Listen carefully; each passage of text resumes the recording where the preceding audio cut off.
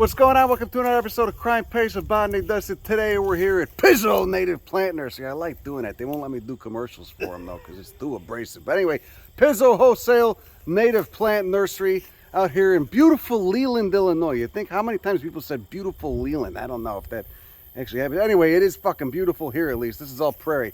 Most of Leland is just an ocean of corn going to feed pigs and cows. But here we got one of the best native plant nurseries, if not the best wholesale native plant nursery in the entire Midwest. So let's check it out. Okay, who's this guy? Who's this guy? What's your name? This is Evan. Evan Barker. I'm with Pizzo and Associates. Okay, so tell us what we're doing here. What is this? I could see over there all the corn. It looks pretty miserable. And right here, yeah, what's this? Is like restored prairie? What do you guys? This is our living laboratory. This is where we are testing out methods of restoration. We are getting species that are rare, see if we can get them established here so that we can have them as seed sources for our nursery. Yeah, this is just a part of our what we do as a company, right? This is a restoration of what was farmland. Okay, and grazing land. So who started the company? It was Jack Pizzo? Jack Pizzo started it in 88, 89 and moved here in 2001. So this area, this 40 acres of this entire property, he's had since 2001. We've been burning it, spraying invasives, pulling invasives, and adding species as we can. And they were in Cicero for a minute, weren't they? It was, yeah, before that. Then he said Betty Loren Maltese bought his old property or something like that. I don't know anything about that. I don't know. He told me about it. I was like, get into that. That was 30 years ago. To college. Yeah, oh, Betty Loren Maltese.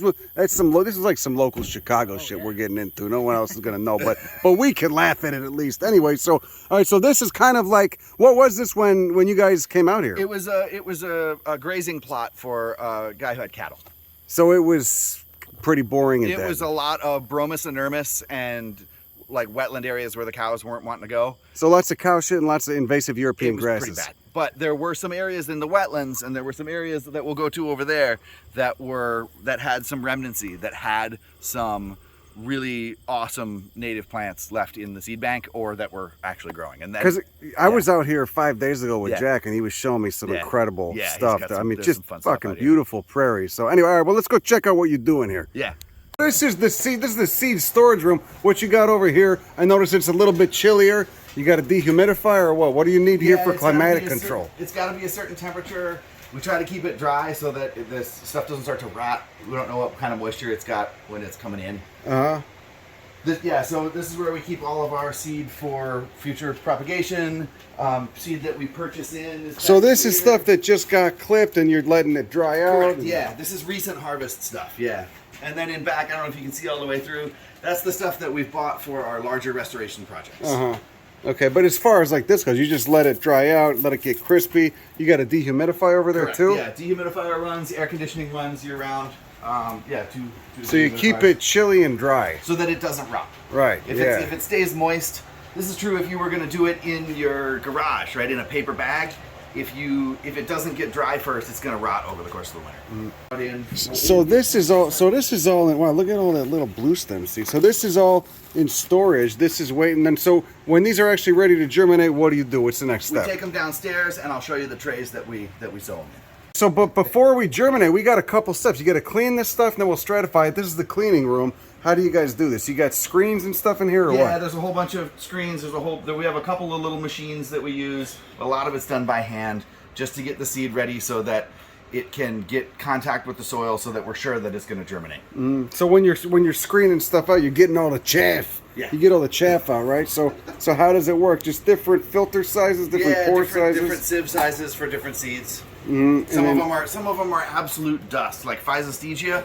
An ounce of Physostegia seed is like 1 billion seeds. No shit. So yeah, it's obedient plant. That's how it gets around everywhere. Exactly. Yeah, and some of the orchids, we're not doing many orchids in here, but some of the orchids have seed that is absolute dust. So you guys, what type of orchids you got? Spiranthes? We don't really here. None. Not much. Because they need mycorrhizal symbionts to germinate mostly. And some of the people that are a little too into orchids, we don't want them to know what we're doing here. Right. Yeah, totally. You get some. You get some crazies. Yeah. In the orchid world. Yeah. What's dry in here? Yeah. Okay. So you got codes. Euphorbia, corollata. That's a great fucking plant. Member of the poinsettia family. We got the stuff drying, evidently.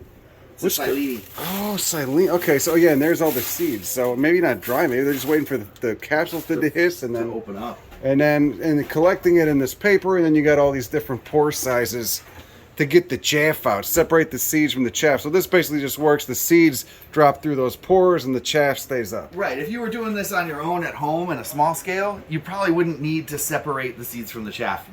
This is for production, a production environment. This is industrial scale, native plant propagation. We want to make sure that every seed gets a chance to grow. Whereas at home, if you're throwing seeds down in an area that you know is the right spot for them, that's probably going to be okay. Right. But it's still cool to see how a large operation works like this. I mean, you got all these different filter sizes, and so of course you'd use the appropriate porosity depending on how large the seed of the species you're working with is. Yeah. Chaff. You know, these nice posters. You guys always got these nice posters. Why don't I got these nice posters? I want some of these goddamn posters. Where's the Illinois milkweeds poster? I seen it downstairs. Yeah, that's downstairs. What we got here? This is the fridge. This is the fridge of your stratifying stuff, right? And explain what stratification is. It's because we get these cold winters here. You know, it would be disadvantageous to germinate too early if you get like a warm day in early spring when you still got a frost over. So the way around that is to have these germination inhibitors that need cold, right? Yeah. So there are germination inhibitors that work in different ways in different species. Different species require different numbers of freeze and thaw cycles. So in a typical fridge, we've got some of them require moisture in order to either break a seed coat, like something like gymnocladus would require freeze thaw or scarification in order to... Right, sandpaper, hot water treatment. Something like hot water I've heard is good for kankakee mallow. Hot water treatment. Cold strat, but cold strat is, in this climate, the standard. And what is cold strat? It's normally anywhere from 3 weeks to 6 weeks to 8 weeks. It really depends on the species. It depends on the species, but cool and moist is what you're doing basically. And so you're using, I see these bags of sand. What's going on here? So yeah, the ones that require moisture to keep them separated, to keep them kind of fluffy, and again, also for a whole host of reasons depending on the species. The sand helps with stratification. Right. So if you're going to do it at home, do it in soil. It's just the medium, but you can use sand. You can use sand. You can use sand. So you got this, and this is silica. Where does this come from? From nearby. Silica sand. This is good silica sand from nearby. Yeah. It's so white. So and it's just a good medium to hold them in while they're getting cold, cold, moist Makes treatment, it easy to break up. mimicking winter. And so some of these have what? How long is what's the longest cold strat for some of these species? Unintentionally, I know you can go for 2 to 3 years. Again, not every seed is going to germinate in the first year, right? But I know some of them require 3 months. Right, because that's, I mean, you know, people are used to, you buy tomato seeds at a store, they all right, but that's a result of human selection. Correct. It would be disadvantageous for a species to have all its seeds germinate at the same time, right? Because eventually that population might go extinct when you get, you know, bottleneck events or a late freeze or something like that. Right. So some will germinate this year, some might germinate next year, some might germinate years after that. But the best way around that is probably just, this climate, cold stratification, right? Once we got the cold strat done, we take them over here, and this is the germination room to our left. This is where the seeds get put. This table right here is where our magician Susan and her helpers put seeds onto soil so that they have the opportunity to be moist and warm so they can germinate. And then this will be loud in here, where we take them into here. You can see some of them that are We'll just talk louder. Yeah, we'll just be loud. It's easy for me. Just super obnoxious. Some species we grow in community trays. Some are in these smaller trays, depending on the species, depending on their eventual size and other propagation concerns. And yeah, this in the winter, in like January, February, March, this is chock full of trays on all of these. So you guys start early. I mean, you guys are. Yeah. When do you guys start germinating? January? It depends on the species, right? So some of them need a little more time in the spring, and some of them later. So there's a schedule set out that we. But by January, when the outdoor climate still has 5 months of potential freeze left, they're in here. They're in here, roots, starting some leaves. So getting them going, right?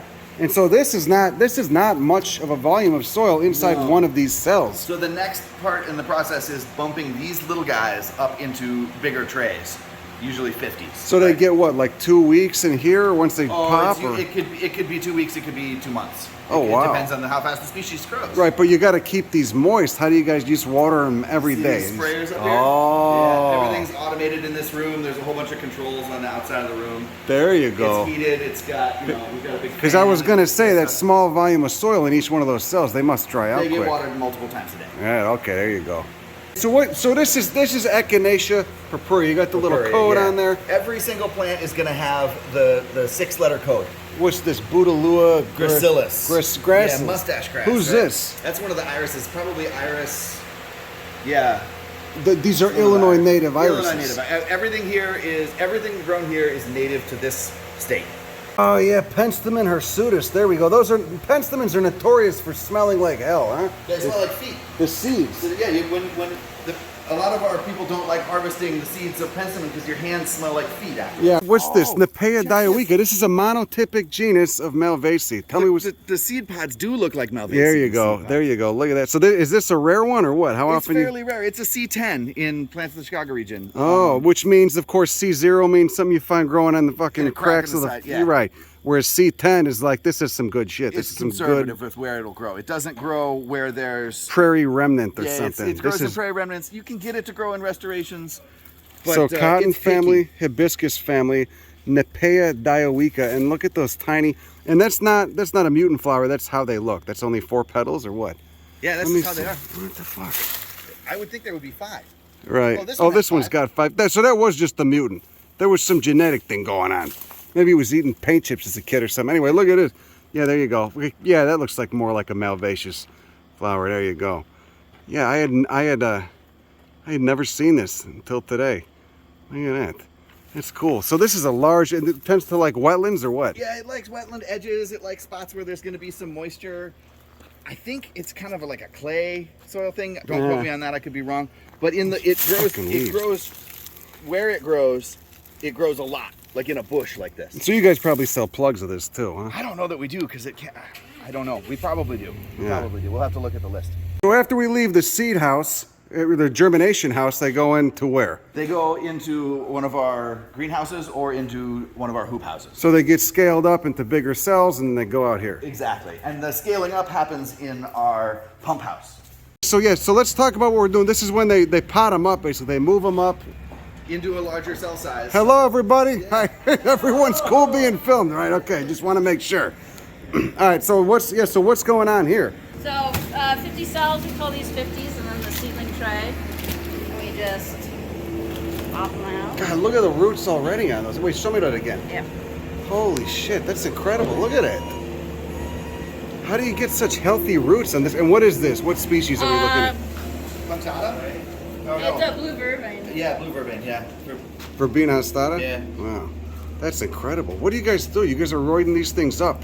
You're Uh, juicing these. Are you juicing them? How do you do it? The seedling mix doesn't have any fertilizer in it. Yeah, I mean, that's such a healthy root system. So no fertilizer. It's just, okay. This mix will have fertilizer. This will, but the seedling But doesn't. the seedling mix does And so not. you're just taking these out and just putting them up into a bigger Yeah, plug just- size, Yeah. and they're just staying. And what's the mix here? That I don't know. Just looks like good perlite It's and got some decomposed wood. forest products or something. Yeah. wood. A few nails. No. Magic soil. But either way, so you get these into these big cells, and then once that goes on, then they go into the greenhouses. The hoop house. The hoop houses, yeah, don't okay. go in the greenhouse. Everyone here seems so happy too. I was here a couple days ago. I was like, God, everyone's stoked. You could tell like Pizzo's treating everybody right, you know. You guys like it here, I take it. Oh yeah. Yeah. I would like it here too. Shit, man. But these are the hoop houses. I was here a week ago. The covers were on some of them. They're slowly taking them off in preparation for fall or what? Yeah, so different seasons require different different conditions in a hoop house, right? In the early part of the year, you're worried about maybe they're going to freeze, so you put a plastic cover on. In the middle of the year, oh, maybe the sun's going to be too intense, or it's a woodland species that we're growing, and so we'll have a shade cloth on there. And then over the course of the winter, the plants need to go dormant so that they can overwinter appropriately, and so we leave them out. So you want those You want temperatures them to out. cool You want down. them to like harden off, right? Because it's not just the shortening daylight hours, it's also the cooler temperatures. You want them to slowly go dormant, send the juice to the roots. The top dies in a lot of these because they're herbaceous perennials, right? I don't think we do very many woodies at all, maybe just a couple of species. It's almost exclusively herbaceous perennial plants. So yeah, explain the concept of herbaceous perennial to me, because that's what we do in the Midwest. That's what the prairie is. All the top dies, and then you get this explosion of growth in the late spring, and then it's gone by late October. Sure. So for each of these plants, the root system is what stays alive over the course of the winter, kind of like a tulip or a daylily or something like that you might be familiar with, where the root is perennial. The root stays alive over the winter. Part of that is an adaptation to fire. Right, exactly. Right, because a lot of these are fire-adapted plants. They co-evolved with fire, and they're used to the prairies burning. Almost all of them are adapted to fire. And if you got these growing in a landscape and you're not burning, you're going to have a buildup of duff, and that may inhibit germination of seeds that you're hoping to put down. There are a whole bunch of species, especially the Helianthus, that produce way more flowers in the spring after a burn. Yeah, because they just get a massive dump of nutrients. Everything's cleared away up top. Yep. So okay, so looking at this, what's going on here? These are plants that are getting ready to go out, huh? Yeah, under this canopy here is where we put the orders that are being pulled for people to come and take away. So who's this? Is this hibiscus? It's, that's either hibiscus laevis or maschutos. We can see which one. I guess it looks kind of like laevis. Yeah, this is the halberd-leaved one. That's this laevis. is laevis. Oh, Coria. Is that no? That's milkweed. This is Asclepias. incarnata. Incarnata. This smells like. Oh, have you ever smelled Acorus calamus? No. Or maybe it's Americanus now. Is that aquatic? It's semi-aquatic, right? It's on the edge. It's an emergent plant. It smells like lemon. It's just a wonderful. Oh my God. Yeah, it's just a wonderful smell. Most of these going, I mean, these are going to nursery. You guys are wholesale only. Are these mostly going to restoration projects? Are they going to other nurseries? Where do they go? A lot of them go to nurseries. A lot of them go to restoration projects. A lot of them go to homeowners that have enough space to buy wholesale. I'd be one of those guys buying fucking flats from you guys. Fuck, I'd go big, you know. Whatever I don't have, I'll push on my neighbors, you know. Yeah. It's called forcing them to plant it, you know, forcing them to kill their lawn. So have you guys seen a big uptick in the last few years, you know, among interest in native plants? I mean, how has it been growing? It's growing so fast, we have trouble finding seed. So you guys are doing really well. It's not just us. Everybody that's growing native plants. Everyone that's growing native people are starting to understand the value. Thanks to people like you, they're starting to get the idea of why, you know, restoring an area is important. They get the idea that every space where we can have native plants is a valuable space, even if it's a tiny little spot. I think people just too want to get a connection to the land, you know. It's like, in a way, it's like when people are like looking into what their ancestors were. I want to know what my ancestors were doing 100 years ago, 200 years ago. I want to know what the land I live on was doing 100 years ago, 200 years ago. What the fuck, you know? Nothing defines a place like plants. And also, I think the Midwest has some terrible fucking landscaping that's been conventional for way too long. This shit kills me. The hostas, the daylilies, the fucking manicured grass. Oh God, and the way they plant it too, the everything evenly spaced in lines like a fucking orchard, like products on a shelf at Walmart. The really great things, I think, is people have sort of realized or caught on to the idea that these are the plants that belong here, right? These are American plants. This is what America is. You've read Jerry Wilhelm's. You can't spoil here because this is America. Yeah. People are catching on to the idea that these actually belong here, and plants like those daylilies and all that other garbage don't belong. Right. No, I mean they literally don't. They're from 8,000 miles away. I can't tell you how disappointed I was when I flew from here to Newfoundland and they had Carl Forster grass and daylilies at the airport landscaping. Brutal. Oh, welcome home. Damn, I didn't know this. I've never even seen this. Oh man, if you want, I know a couple places in the spring where we could go see it. Wait, let's look at one of these. Look at this look at that. Oh my God. What are you guys doing to these roots? How do you do that? Seriously, Jack wouldn't tell me. I said, how do you do this? He said it's a secret. You know, it's like secret. And over here we got prairie duck, one of my favorites. So these are kind of, you guys cut these leaves in half. Yeah, because what you really care about when you're planting a plug is the root system. The roots, right. That's all you care about. And because that's going to be dead in 2 months anyway. The top is, right? Yeah, but the root system's going to stay alive underground, and those roots will go down 18 feet. Right. So you care about, if you're putting a plant in a spot, you want a root system. I was going around planting a bunch of silphium that Prairie Moon Nursery donated to the show, and I think the flat came from you guys actually. And yeah, I mean the root system. You could look at these are such tough plants. The prairie ducks. The leaves get beat up, but the roots were just these thick peanuts, man. These fucking massive. It was really cool to see. It's amazing how they fit in there. Yeah. Lobelia syphilitica. God damn, look at that. Look, oh, God, it's killing me. Those are such healthy roots, man. Jesus Christ, such incredible flowers, too. Just big enough for a little bumblebee ass to be sticking out of. Fun one. God damn it, you guys grow. Yeah. That's the other thing. You guys grow all this shit that no one else grows. Senna, hebecarpa. I mean, this genus is mostly, tropical. I've only seen it in warm areas, but we get this really cool species, and I've seen it, at the Kankakee Sands, like 30 miles south of Chicago, and so few people know it even exists because not only has all the habitat been destroyed, but it's just hard to find plants, even if you want to plant native. Because it's a weird plant, right? Like it gets kind of big and bushy. Yeah. And so a lot of people think, oh, I don't have room for that. But if you only had like one or two. Actually, you know what? I guess they got it at Ted Stone in Hodgkins. But I mean, you can grow it small too. The ones at Ted Stone are only like that big, and it's fucking beautiful flowers. Buzz pollinated. Yeah. Let's talk about the rice hulls too, because I thought this was really cool last time I was here. You guys are mulching these flats, which is pretty brilliant. I mean, it's basically what it is. You're mulching it. You're preventing other stuff like weeds from germinating in there. Yeah, not just weeds, but also like liverworts that make it hard for the water that we're spraying, right? Right. To get down into the body of the plug, right? Into the soil of the plug. If you've got liverwort growing over the top, then it's going to roll off. And it probably means the water is not going to evaporate from those small cells that quickly either. Yeah. So this is a carrot, right? Zizia aptera, you said? Yeah, it's in the Apiaceae. Really weird leaves for Apiaceae. Yeah. And it's like Golden Alexander's Zizia aurea, but it's kind of like its little shinier cousin. And so what kind of habitat you get this in? What habitat? Prairie. Open prairie. No yeah. shit. Open prairie, yeah. It's like the delicate version of Zizia aurea. It's more picky about where it's going to grow. It's got a cooler leaf. How long can some of these prairie plants, these herbaceous perennials, live, you think? I don't even know. Who knows? So, some are probably really fucking long lived though. Like prairie dock has got to be. I've heard it's 100 years. Some of them. I'm sure, but there are so many different species. To get all of them would take. Yeah. It would. Yeah. Feeling intense lust for this one. This New England aster Symphyotrichum novi angli. Are you guys ever going to sell like individual? You ever going to be open to the public? You think, or how does someone? So we sell to the public through. We tell people to go to Natural Communities Native Plants. That's run by one of our former employees. So if somebody sees this video and is like, fuck, I want to kill my lawn. They want like one of something? Yeah, or they want like 5 but not 50. I would take 50. I mean, I get myself me into trouble here, but shit, it's... So yeah, Natural Communities, Nick Fuller is the person you want to contact. And they got a website? They're online? They got a website. Okay.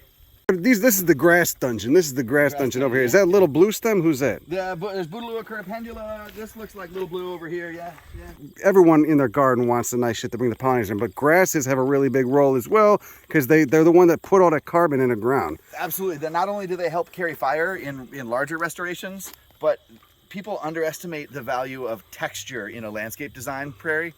It's so awkward looking at a forb only. You need grasses mixed in there. You gotta have grasses in there. Right. Yeah. But especially people don't realize that unlike turf grass, like Kentucky bluegrass, which is not from Kentucky, it's from Europe. It's from Morocco. These fucking things put the big blue stem, little blue stem, Indian grass. They have these massive root systems. That's how they're putting carbon in the ground. That rich black prairie soil comes from the old roots. However many hundreds of generations of these growing here. So this is little blue stem. This is a fucking beautiful Schizachyrium scoparium. And let's look at the root system on... Can you even get it out? Oh, fuck, no, I can't. These... Look at that. Look. Yeah. And how old are these? How many months old are these? This is this year. Jesus Christ. And this is in a little pot. Imagine if they had space to grow, how big they'd be. Just sending all that carbon, all that other material into the ground. And then just, I wonder how long they live. I wonder how long. And look at that. Look at that beautiful. I never really gave a shit about grass until I came back, home, and looked at the tall grass prairies. I saw Indian grass, Sorghestrum natans, the big blue stem. I got poked. I got a big blue stem tattoo the other day. No way. That's how much I fucking... Oh, that's awesome. That fucking plant. I love it. All right, let's go look at some of those. Overlooked plant, Desmanthus illinoensis. Loves that dry soil. And how big does it? Tell everybody how big this gets. Like 3-4 foot tall. No, it's sometimes they can get pretty tall. No shit. You can keep them trimmed and they'll behave. They got really cool flowers and really cool. Fabaceae, yeah. Supposedly there's members of that are psychoactive. I always love using the psychoactive stuff just to get people interested. Yeah. It's a good, what's the word? Gateway drug. There you go. No pun intended. Yeah, right. It's a gateway. It's like, yeah, you're caring about shit because it's medicinal or psychoactive now, but eventually you're going to be caring about the larger zooming out factor of the ecosystem as a whole. Yeah, there are people that call this one prairie ayahuasca. Oh, no shit. Yeah, the root bark has DMT in it. Oh, Jesus Christ, there you go. Don't, no, it's fine. Yeah, that's how you get the kids into caring about ecology, whatever it takes. Okay, so this is all Hibiscus laevis and Moschutos. Laevis over there, Moschutos over here. Laevis has the 3 points, right? Laevis is the halberd-leaved rose mallow. What's a halberd? It's like a medieval, like whack-em tool or something. Pole-armed weapon. Yeah. Oh, it's okay, like there you go. It's like a 3-way. It's like a poker. Yeah, there you go. Whereas this is actually just the more the heart leaf shape, and but they both tend to like a lot of moisture, huh? They grow right at the water's edge. So if you got a wet spot in your yard, or you got a bioswale going, and you can handle a fairly large plant, but you want big flowers, like big flowers. That's what this is your plant. People don't realize that there's Illinois native fucking hibiscus. It's insane. It looks tropical as heck. Yeah, right? Like but they'll also grow in a yard that's just got decent soil. It's not super wet, but it's they'll grow if you plant a plug, they'll grow most places. Yeah. But if you're trying to get seeds to germinate, you want them at that. They're going to be healthiest with that wet soil because you get a lot of people who are like, I got a wet area that floods. What can I plant there? Plant some fucking Illinois native hibiscus. You got 2 species. You got no excuse, fucko. They're selling delphiniums too. Ranunculaceae. Oh, is this exaltata? Yeah, So this is the tall one. Look at that. So how big do these get? I don't even know. Look at a nectar It's spur. new to me. Fucking wild ass flowers, man. Jesus Christ. Another beautiful plant that so many people have no idea is native here. This is a prairie plant, right? It's a woodland plant. Woodland. Oh shit. So it likes part shade. Yeah. Think of the tongue that you would need to get down in there. Yeah. It's got to be what, lepidopteran probably, or some sort of damn butterfly who's sticking his mothy face in there. How you do that? Getting comfortable, huh? You want to come on? We're going. Let's go. Come on. Let's go. I'll give you salmon later. Let's go. Come on. David, you want to explain to me what's going on with these Phycesthesia? Why'd you have to cut them? They're cut back. We pretty much keep everything cut back if it gets much taller than this. If it gets, some of these will still get 2 or 3 feet tall in the plug tray.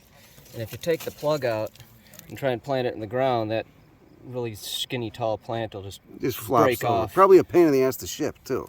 Yeah, they won't really fit in a So you box guys come by and mow them or what? We'll go over with hedge trimmer or a string trimmer. Usually the forbs will cut with a hedge trimmer, and grasses will go over with a string trimmer. And then at the end of the season, we'll go over with a lawnmower that bags all the debris. Oh, nice. And gets it off of the plant. So this, I mean, because a lot of these prairie plants get tall, right? I mean, they got to get up above all the other stuff that's growing there and make themselves available for pollinators. So yeah, and they still want to get tall even though they're in these little plugs. They don't want to be in a pot. Right. And being that they're herbaceous perennials, top's going to die at the end of the season anyway. We're focusing on the roots, trying to get the roots healthy. This is all Joe Pye weed. This, or one of the 2 species of Joe Pye weed. You got Purpureum immaculatum. This is Eutrochia immaculatum. God damn. This is, again, the roots, man. They're just blowing my mind here. And these can get upwards, I mean, in a single season, these can get upwards. Like if you were to stick this in the ground, yeah, like 6-7 feet tall. Definitely. Look, there's the liverwort. There's yes. the liver. So you get this guy popping up in all the plugs if you don't put those rice hulls down, huh? Yeah. Well, I mean, I like them. I just maybe you don't want them in the plugs. Yeah, I don't you just blame don't you. want them in the plugs. Yeah. You know, this looking at that Joe Pye weed, I can't get over. I mean, you get so much growth out of all these herbaceous perennials. I mean, some can get upwards of 12 feet tall in a single season. It's literally an explosion of growth in a very short time period. It's like an instant screen. You know, if like someone's trying to block out their neighbor or something, or just wants that instant screen on their patio, I mean, nothing does it like prairie plants. Yeah, you don't need, you know, people are worried, oh, I need privacy because I sunbathe, you know. Or they plant those shitty arborvitaes, those cultivars. I need an evergreen to block my fucking bank landscaping. Yeah, that's what that looks like. Those, what is that? What's the name of that arborvitae cultivar? It's a native tree, but it's a mutant. They're all clones. So if one there's dies, like 6 of them. God, there's like 6 different ones. There's one that just Green Giant or something God, like that, no, that's the plicata one. I forget the name of the yeah. occidentalis, the one that's native here, but it's fucking terrible. I see it. It's like, you know, in front of the beige brick of a bank or something. Ugh. Yeah, Evan, tell me about this wall. What's going on? So this is a smart slope wall. There are these special pavers that this guy named Mark invented that hold, they're like a retaining wall that holds soil so you can plant into it. It doesn't work everywhere, but it really works here. Apparently it's like, so how long are these blocks? No, they're not much longer than they are wide. In fact, I think they may even be shorter. But so you just stack them up, put soil in between, and then the roots hold it in? I mean, what is it? What would be an ideal, so like a retention pond? Like where would you put this? Like a retaining wall, right? Yeah. Yeah, so I wouldn't do it near water.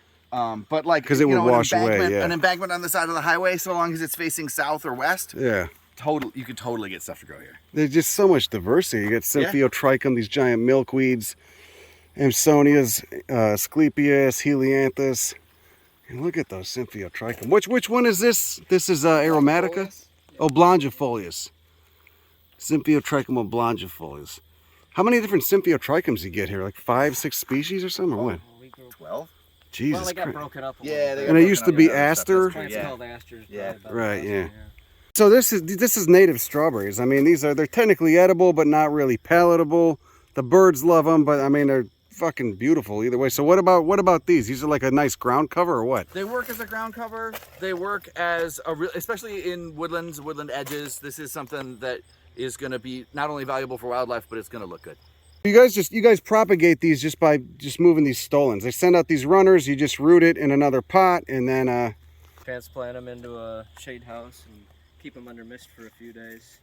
So these are all your shooting stars. This is all Liatris right here, or blazing star. I forget the common name. I just call it Liatris, right? But so what's this? Is this the same thing, or is it? Yeah, it's all just cut down. No shit. They start out with that basal growth. Wow. Usually it's only a second-year plant. I mean, so many people would see this and never realize that it puts out this. You know, this pink spike of flowers. It's just wild. And it is monarch crack. Yeah. Oh yeah. Yeah. You'll see them just covering these things in the. How many species of Liatris you guys grow? 4, 5, 4. Shouldn't be blooming at this point in the year. Right. These are like spring bloomers, but I mean Cicericium. I mean it's just the native iris. It's what's the common name? Blue-eyed grass. Blue-eyed grass. Yeah. There's a couple of them. Bang! Look at this. How many people don't know about this? You know? Many. And who's gonna plant this? Because this is as tall as the plant ever gets, right? It takes a special person to plant the ones that aren't gonna be big and showy. But God, you get hundreds of these things together, or even just 20. It's just fucking covered. Because this will get. I mean, these are doing this in a plug, in a small volume of soil. Imagine what they do in someone's suburban yard. This shit, we gotta burn the lawns of the suburbs and then put this kind of stuff in there. Absolutely. This shit. This is a great fucking. Look at this Baptisia. God damn it. I mean, this is another plant that gets. I've seen people hedge these. I mean, they get so big. They're like huge. 4 feet tall, 5 feet tall, incredible flowers. They're in the pea family, and then they send up multiple stems, right? You end up getting like a colony of these things. You could do this in front of your house instead of like shitty yews or box. Oh God, the fucking boxwoods, barberry or boxwoods. Oh God. So this is a nice illustration of ecotypes, right? These are obviously different seed collections of the same species. Little blue stem, Schizachyrium scoparium. But look how blue these are mixed with this green one. So you guys keep data on all this stuff, right? Of where everything's collected. This is all stuff that's waiting to go. Look at all this verticillate milkweed. Asclepias verticillata. Look at that. Already sending up multiple stems. I just can't get over how healthy the roots are on these goddamn plants, man. It's fucking nuts. Look at that.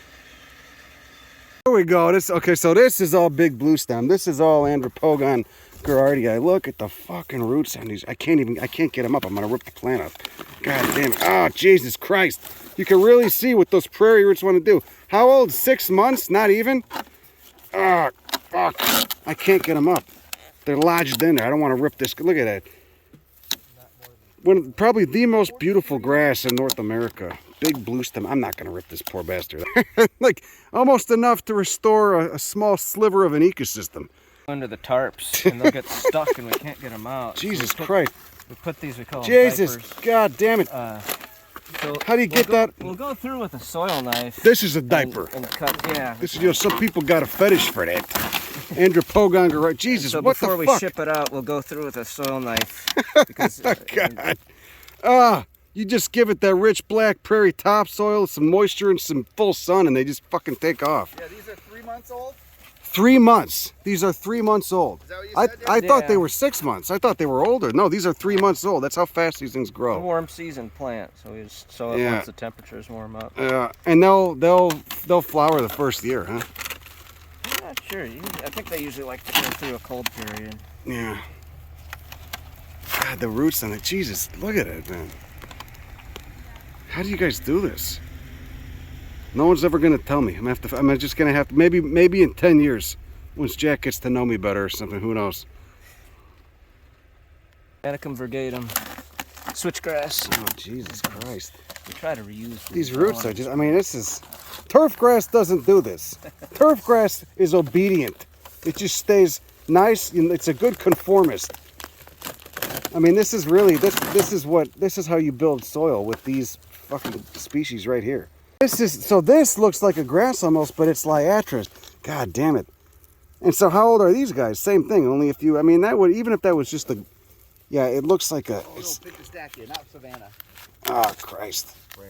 Yeah, same thing. Same thing with these. These are, oh, prairie blazing star. So full sun. God, that is, look at the iridescence on the leaves and the leaf blades. April, I think. April. And the seeds on these are tiny, right? I mean, just, Fluffy. I can't, and given how these look when they flower, I can't, why are these not used in native plant gardens more? It's just, I mean, it's such a, it's just like a giant fireworks display of pink. So Evan, this is another plant. This is one of my favorite prairie plants. Coreopsis tripteris gets upwards of 9-10 feet tall in some cases. You know, and I was stoked when I found out you guys had it because we planted a shit ton of these in people's yards for Kill Your Lawn. But this, you were saying this is something that a lot of people end up not wanting. Why? So many people, when they hear 9 feet tall, they imagine something that is huge and it's going to be a wall and you can't see through it. This is like a flagpole. It's got a nice bushy bottom, but then it shoots up flowers on long, thin stalks, and you can totally see through it. I think just in general, people are scared of the size of some of these plants. They're just not used to it, right? You see a lot of the horticultural things that are dwarf something, dwarf something. Oh God! And it stays people are controlled. so- it yeah, stays right. obedient. Exactly. It behaves. This is underutilized in landscaping, I think, because people are afraid of the height. This is And just. I don't think it's justified. It's such a it's fucking insane. great plant. These are rooted in there. There's no getting these out. Yeah. God, look at that. Yeah, it's such an impressive. I mean, I don't, we see Coreopsis a lot, but I mean, when I saw this species, I was like, God damn it, I need this, I want to like go planting this everywhere. I planted in 4 different locations yesterday with stuff you guys donated. That's so great. Yeah, such an underappreciated plant, such an iconic prairie plant too. Don't be afraid of the height. Yeah, because exactly, it's gonna be gone in a month. And Fuck. birds appreciate the diversity in height. Yeah, you got a living bird feeder. Yeah. Goldfinches love it. Yeah. Phaeotrichum sericum. Look at those leaves. Look at those silvery leaves. So this is a full sun obligate, probably, huh? Shining aster. And how- high and dry. How big did these get? Not too much bigger than that. They can get a couple feet, but most of them stay like that. Those But leaves alone, you'd think that'd be a hot item. And this is that Tradescanthiohiensis. Yeah, that's which is related to those succulents that people slowly kill in their windowsills sometimes. Tradescantia, Yeah. Beautiful purple flowers. Yeah, I saw some of those growing on a railroad embankment the other day on the northwest side of Chicago. Oh, look at that. Yeah. Look at that Eryngium. Oh, the quote-unquote rattlesnake master. God damn it. This is a fucking beast. This is probably, I would imagine this is really in demand, huh? Yeah, Yeah. Apiaceae. Isn't that crazy? Yeah, it's a carrot. But I mean, I would imagine a lot of people when they learn about that, they get stoked. Just because how weird it looks, Look at this plant that I got with a badass name. Yeah. Right? Paper dailies, Anaphylis, what is this, Margaritaceae? Is that the species on it? And tiny ass flowers inside what looks like a single white flower, and it puts out an incredible smell just coming from those leaves. Let's talk about this, because this is probably one of the rarest plants in Illinois, and you guys are growing it by the flat. I mean, you sell a lot of these, huh? I think so. I think we sell as many as we make, right? We're about to run out. These are the last 2 flats of it. Yeah, So- and it's super rare. It was thought to be Illinois' other endemic, right? Found at one point only on Langham Island. Yeah, Kankakee mallow. There's those little seeds. So these things are flowering already. So how old is this plant? This is less than. Last year. Oh, this is from last. So this is a 1 year old. All right. And they really need fire. They are absolutely fire dependent. They certainly need good sun. Yeah. And but you could, I mean, again, you could just grow it in the yard. I mean, the seeds need fire to germinate. I mean, that's Ilium, what I'm saying, because we get Ilium the Bakeri in Northern California. That was, I got stoked on that plant. Saw a bunch coming up on a fucking lava flat. So how do these do? So who's, a lot of people are getting interested in this, obviously. This species particular, learning it's so rare, huh? I mean, the thing is, I misspoke earlier. Yeah, you need fire to get the seeds to germinate, but once you have them ready to germinate, they'll grow anywhere. They're great in a garden. Great replacement for hollyhocks. Yeah, right. It's a native hollyhock. It's a fucking native rare hollyhock that, I mean, this is ex-situ conservation. And yeah, and it's people are starting to do things with virtual populations where they're taking their seeds from their plant at the end of the year and trading them with somebody else, so that they can pollinate with each other even though they're miles and miles apart. Get good outcrossing. You get two plants, and you get good outcrossing. You get 2 plants, you'll get thousands of seeds. Yeah, it's really not hard to propagate. In the flower, I mean, the flower looks like a fucking hibiscus flower. I mean, it's in the cotton and hibiscus family. It's a really cool looking fucking flower when they go off, and you know, you get like, I don't know, 80 flowers, if not more, per plant. Tops out at what, like 4 or 5 feet? Yeah, I've seen them about a little higher than that, but that's about right. Yeah. But then everything dies back to the ground Absolutely. during the winter. At the end of the year, it's back to the roots. Herbaceous perennial. Exactly. This is another cool prairie plant, the prairie clover. This is Dahlia purpurea, you said, right? Yeah, purple prairie clover, Dahlia purpurea. Now, if you're really interested in the drug scene, if you take a couple of the leaves and you stick them up in your cheek, between your teeth and your cheek, and kind of squeeze them a little bit, not only does it taste real good, but it also has a very mild psychoactive effect. Almost. Really? Yeah, there's not much to it. I don't believe. What's it like? Try What are we talking about? Like it's like half a cup of coffee. Stimulant. Huh? Yeah. All the dahlias, since they're in that tribe, the Amorpha tribe, like same as lead plant, Amorphocanescens, they all have that really weird secondary chemistry. Like a lot of them emit a pungent smell. And they're in the Fabaceae, but they don't have that standard pea-shaped flower. Okay, so you got that's enough to get the zoomers into it. Just tell them it's mildly psychoactive, but ecologically, this is like butterfly crack too, Absolutely, right? I mean, yeah, especially early on in the spring, they do really well. Like a bright pink cone. Yeah, this is How fast do these grow? These are kind of slow. These are a little slower, yeah. And they like the full sun. They need full sun. Yeah, but they'll grow in any soil. But right? but definitely, if you got a prairie garden, you need this. Yeah, absolutely. See, being a legume, it's the seed's just a little fuzzy bean. See that? Like a little paisley with the wool on it.